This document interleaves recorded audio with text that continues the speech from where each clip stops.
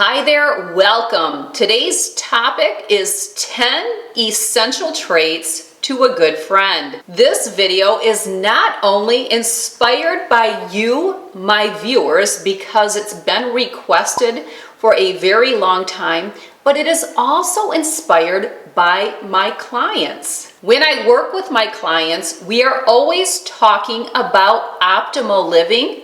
To live optimally, one of the requirements is relationships and connection.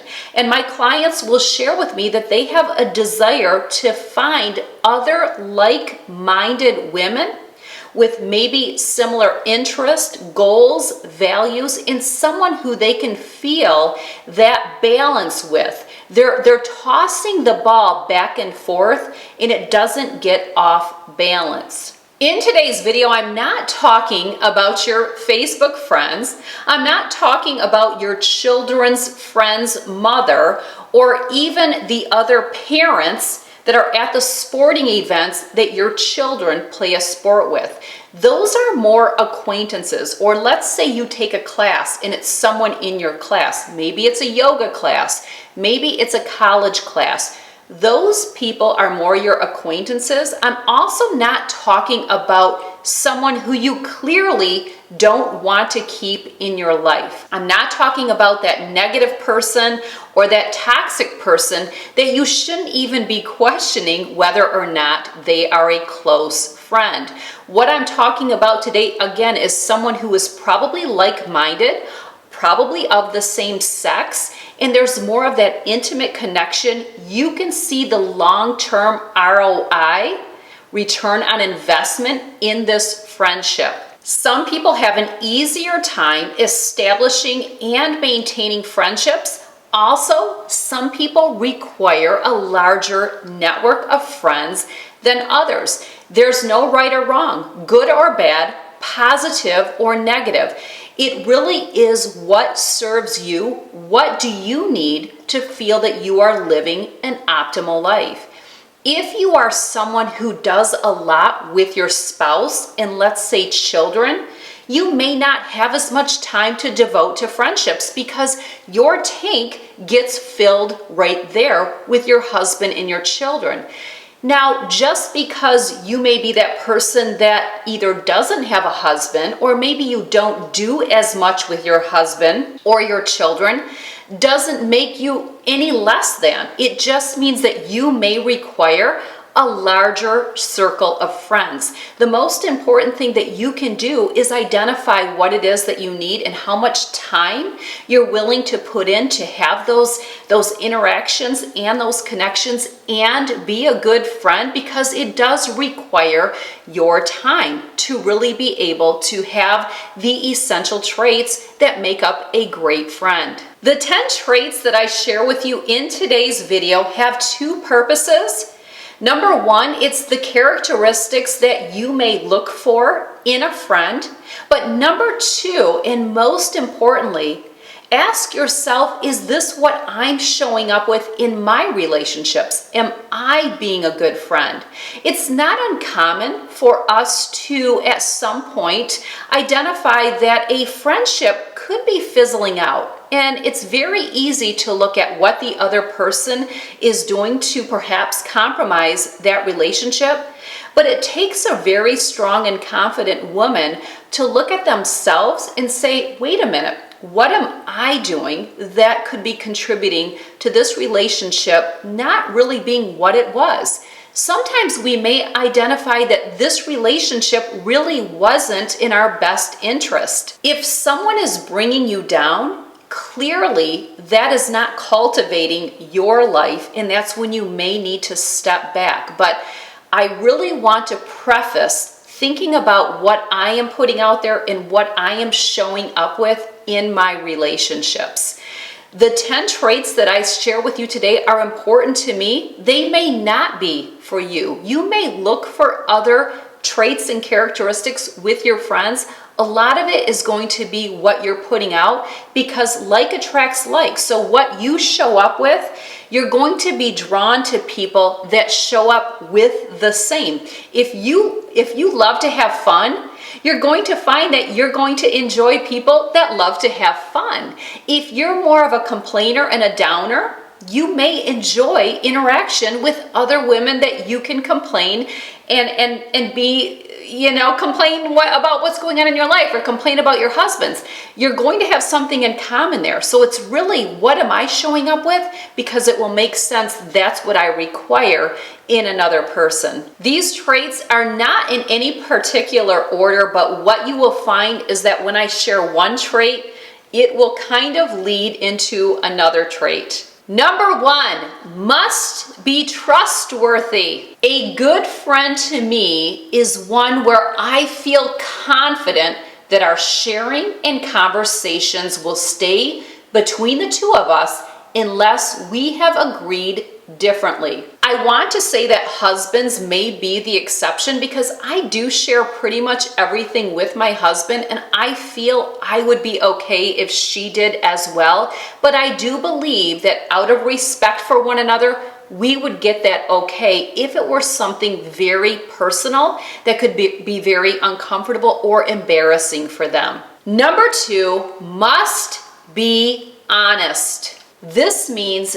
that my friend has attributes such as integrity, truthfulness, straightforwardness, including straightforwardness of conduct. She also must be loyal, fair, and sincere. Number 3, must be dependable. For me, being dependable aligns with both trustworthiness and honesty, but it also means that I can count on my friend. She is reliable. If she says she will do something, she will. If she says she will be there, she will. If an emergency prevents her or I from being able to show up with the commitment we made, and believe me, it would take an emergency, we will give one another grace, but you better believe as soon as that crisis or tragedy is past us, we will be reaching out to one another. We both have enough respect to communicate to one another. Neither one of us would ever cancel just because we didn't feel like it or because something better came up. I put effort in to see her, and she passes the baton back to me, meaning that ball going back and forth, she reaches out to me. So it's not one person always scheduling lunch or getting together for dinner. It's not one person always sending the text message or reaching out.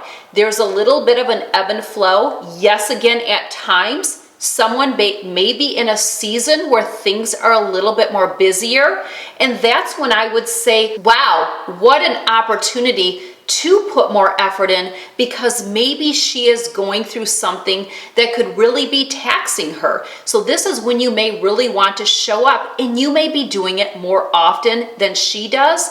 But what you'll find out is a really good friend is going to do the same for you when you get into that season where maybe there's a lot on your plate and you just can't connect as much. So there's definitely that balance, and we'll get more into that. Because number 4 is must be balanced. There is a balance between her and I. She reaches out to me as much or close to how often I reach out to her.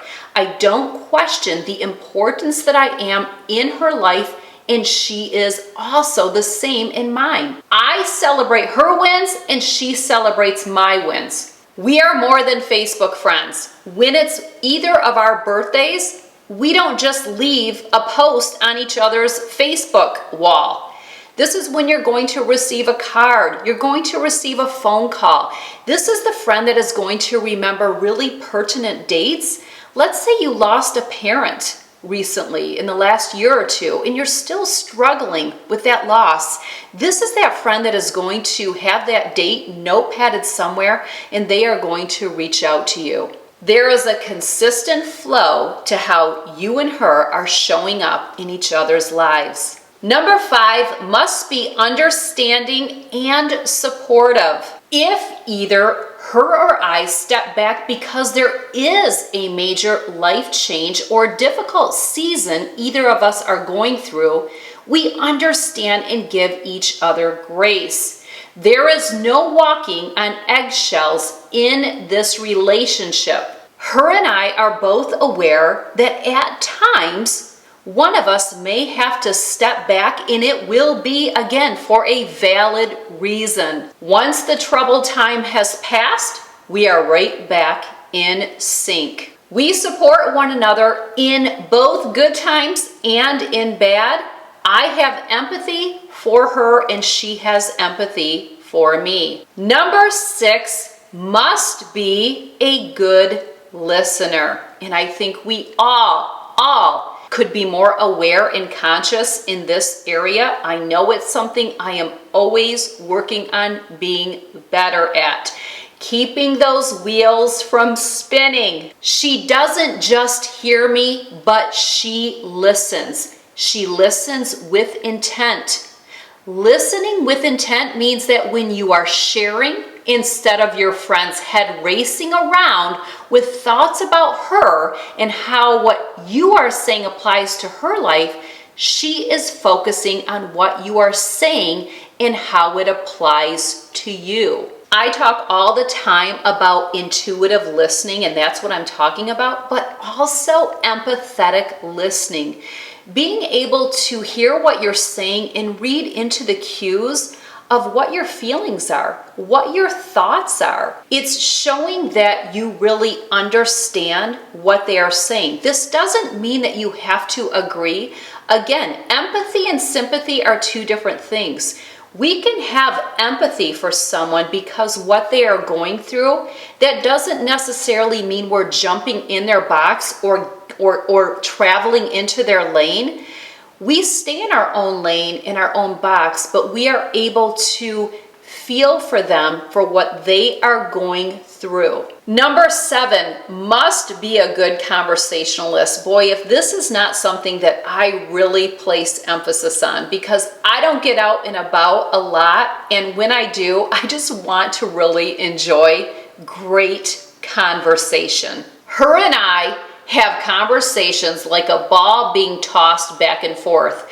Neither one of us dominate the conversation unless one of us is going through a crisis to which we may put more focus on during that difficult time. But once that person is through that difficult season, again, we're right back in sync. There's no people pleasing going on, which I often hear from many of my clients. It's when it's all about her. Everything is about her. She never asks about me, my job, my family, my kids, my vacation.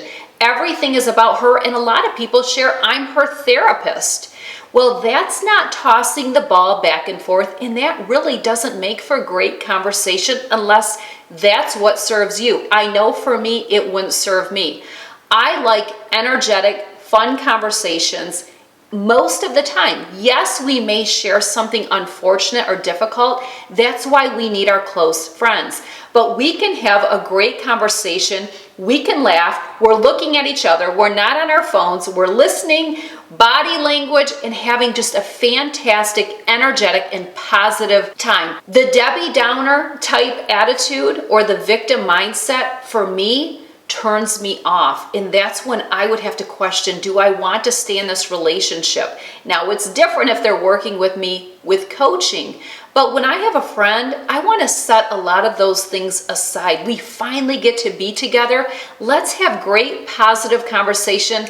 And if there's one thing I love to do, it's laugh. I just love to laugh and smile and be energetic. I encourage all of you to watch my video on being a people person, because I talk a lot about intuitive listening, listening with intent, and being a good conversationalist, asking people about them.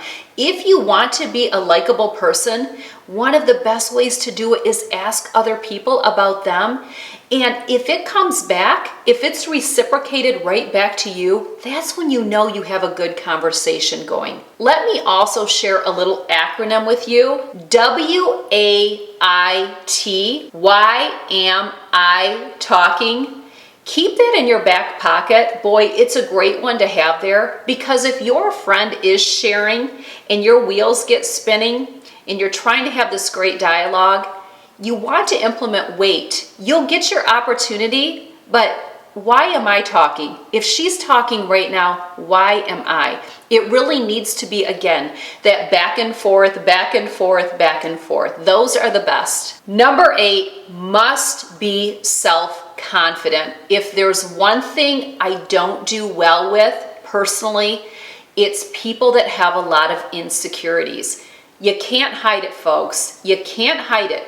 It comes out in just your dialogue, believe it or not. So someone can proclaim to be a real positive person, but if behind their positive, there's a lot of low self-esteem, you'll often hear that what they're really doing is looking for acknowledgement and validation for everything. It's a scream for constantly being validated. So self-confidence is so important for me. I clearly know that I just don't attract to women. I'm attracted to women that have a lot of confidence. The women that I am drawn to, and I can think of a handful of women that I know that I love every minute that I am with them, they exuberate a lot of confidence, and it makes sense because like attracts like. My friend and I both know that we have weaknesses, and we're okay with that. We don't get hung up on our weaknesses. She is not competitive nor draining me with all the things in her life she regrets or people that have done her wrong. She does not have a poor me victim mindset. If she is struggling, she will confidently tell me and I her, and we will lift, encourage, motivate, inspire, and give grace and space to one another. We are not going to get hung up on our losses because we know that that is never going to make us achieve our goals and live an optimal life. Another acronym, QTIP, quit taking it personally. That's a great one. Carry it in your back pocket, because how many times do we take things personally? With that, let's go into number 9, cannot be competitive. If there's one thing I've recognized the most that I think is really the demise of relationships when it comes to female friendship, is once one of the parties becomes competitive with the other person. Again, you can't hide it. It always shows up. Generally, that friend will start throwing you under the bus because they have areas where they're not pleased with their life, maybe what they're doing, maybe their relationships, and they don't want to see you succeed. And that right there, anyone who's competitive with you in that way will never want to see you succeed. They're never going to celebrate your wins. Never. They're going to want to see your losses. They may tell you one thing, but it always shows up that they actually don't have your back. They don't have your back. They're not looking out for your best interests. So cannot be competitive. What often happens is they will tear you down to others because with their low self-esteem, they feel that if you look bad, they look good. The other thing is they'll find out that those friends that buy into them throwing someone under the bus, if their friends, their other network of friends buys into that, it's because they're all coming from a place of not being happy with something about themselves. Therefore, it's hard to see happiness in other people. And really, today, confidence class I did on Zoom with Coach Ashley. If you couldn't attend that class, I will have a link down below where you can register and you can have the replay sent to you, because once you exuberate confidence, you'll attract confident people in your life. You really will. The women that have low self-esteem, they're going to be intimidated by you because you have confidence, and they're going to connect better with other like-minded women. Also, when it comes to self-confidence and being competitive is sensitivity. And that's another area that it doesn't matter who it's with. Friends, family members, extended family. I don't do well with sensitive people. Again, I know it comes from a place of low self-esteem. I don't want to walk on eggshells. I don't want to tiptoe around anyone. That to me is not a good trait or a characteristic. I don't put that out there, and I don't want to have that back in return. Number 10, they just must be fun to be around. And again, this goes with confidence. This goes with great conversation. This goes with listening. It's really important to me that they're a lot of fun to be around. Again, I'm a business owner. I'm a mother of 5. I have a demanding life in those areas, which I love. I'm living optimally. I love those areas. But when I get out with my friends, I want to have fun. I want them to be fun. I want positivity. Not saying we can't have some seriousness to our conversation if something's going on, but it's also letting your hair down and just having a good time, and neither one of us taking life too seriously. When you run a business, it's serious business. When you have a large family, you better believe it's serious business. When I go out, I'm ready just to have a good time. That's what I'm looking for, is someone who I can really have a good time with, and we can be true and authentic, and we can leave it right there. I don't have to worry about what she's gonna say after the fact. I don't know what more to say. I enjoy having a really good time with my friends. So those are the things that I look for. Those are the 10 essential traits that I try to put out in my friendships that deem a good friend. And that's what I look for with my friends. Again, if you find a friendship that you feel is not serving, you really have to say, is it worth keeping this friendship in my life? There's nothing wrong with stepping back if you see the need to. And a lot of it is balance. Am I putting out more than what they are? That's really a true indicator of how much value they place on the friendship. So hopefully this video was helpful. Comment section below, weigh in, let me know your thoughts. What do you look for? What do you think are your great qualities as a friend? I leave you with this. If you always have the mindset to leave people better than you found them, you're doing a great job at being a good friend. You really are. Because to leave people better than you found them means that you are showing up with all of the traits that I shared with you today. Have a great weekend. See you next week right here on YouTube. Don't forget to check out the video library below. Lots of videos pertaining to the topic of how we show up in other people's lives as well as in our own. All right, have a good one.